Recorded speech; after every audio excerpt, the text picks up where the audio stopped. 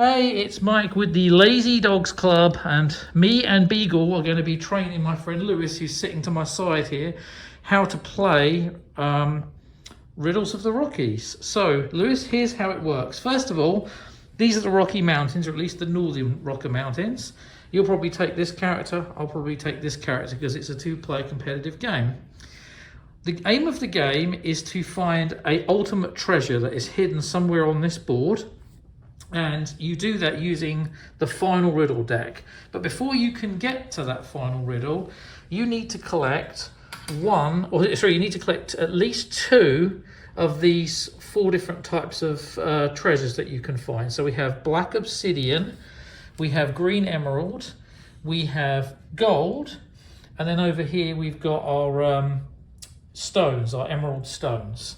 So what will happen is, you will draw a riddle. Now, the easier riddles, you get the lesser value things.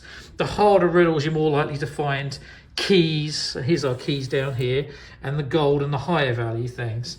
But the problem is the harder riddles, you could be wandering around for ages on the board, whereas the easy riddles, you should be able to find what you're looking for straight away. When you think that you've figured out where a location is, what the riddle's referring to, then you'll move to that location, and you simply use this movement dice to move there, and then you land on it, and then that's when you draw the location card. You actually go and find in here the name. So here's Anaconda Pintler, for example, which is down here on the board. If you thought that was the place, then you'd flip that card over. You'd use this little grid here to match to the riddle to see if it was actually the riddle that you were trying to find. And then it would tell you'd roll a d6 to see what you get. So in this case, you could either get 3 obsidian glass, you could get 2 emeralds, 1 amethyst stone, or 1 gold. And you can give up a health, or 2 health, or 3, whatever you need, to move the dice up or down to get the number that you want. Obviously, it's recommended to have 1 of every type, and of course you have to have a key as well. So those are the overall rules. Do you have any questions based on the rules so far? Not so far, no. Okay, so this is Mike with the Lazy Dogs Club, and me and Lewis are playing Riddles of the Rockies. So I'm going to go first. On my turn, I can do a number of things. I can draw a riddle, I can move on the board, or I can search a location using the location card. So I'm just going to begin. I'm going to take a medium riddle. So I'm just going to take the thing off the top of the deck. Here's a medium riddle for me. And here's what I've got to find. So it goes as follows. Snow-crowned sentinels rise where the flathead roam. Sacred to the Salish, they guard a hidden home.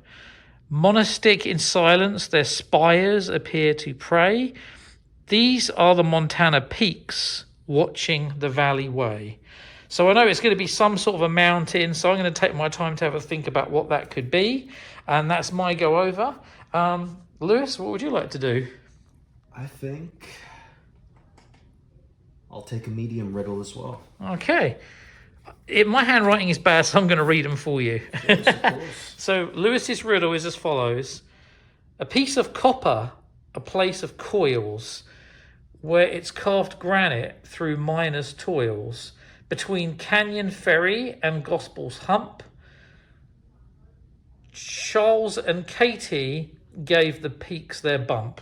Now, the history for this particular location has something to do with a person called Charles and Katie, but you should be able to get from the rest of this information where this might be. And I did say, I think it said in here, what was it? Between Canyon Ferry and Gospel's Hump. Here's Gospel's Hump here, and Canyon Ferry is somewhere else close by as well. There it is there. So it's somewhere between there. Okay. So you'd have to think about what that location might be. Okay. Right, so now we're going to go into the movement phase. The mountains are generally in this direction, so I'm going to go ahead and I'm going to move. And I just get 1 movement spot. There we go. And then Lewis. Just 1. Lewis moves 1 as well. Okay, so that's the end of one of these goes. We're going to get to our destinations, and then we'll start the next video. Okay, so Lewis has decided that this clue relates to a place called Anaconda Pintler. How did you come to that conclusion? Coils.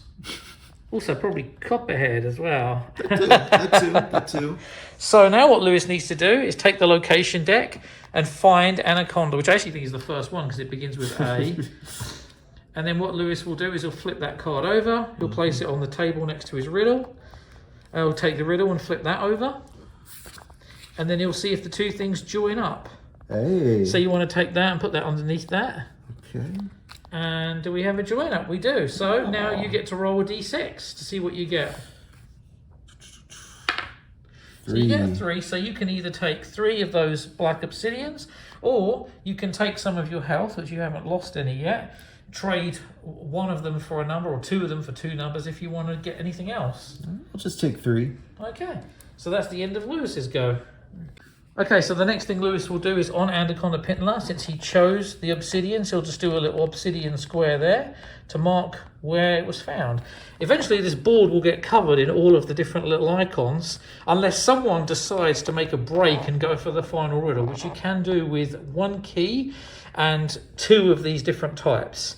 However, the problem is when you make the final riddle, you have to have a very specific combination of 2 items, and if you don't have them, then you lose the game. So that's why it's always best to try and have 4, but there are times where you might want to go with 2. For example, let's say I was winning the game and I had loads of stuff over here, and you only had 2 pieces, and I clearly was getting ready to win the game.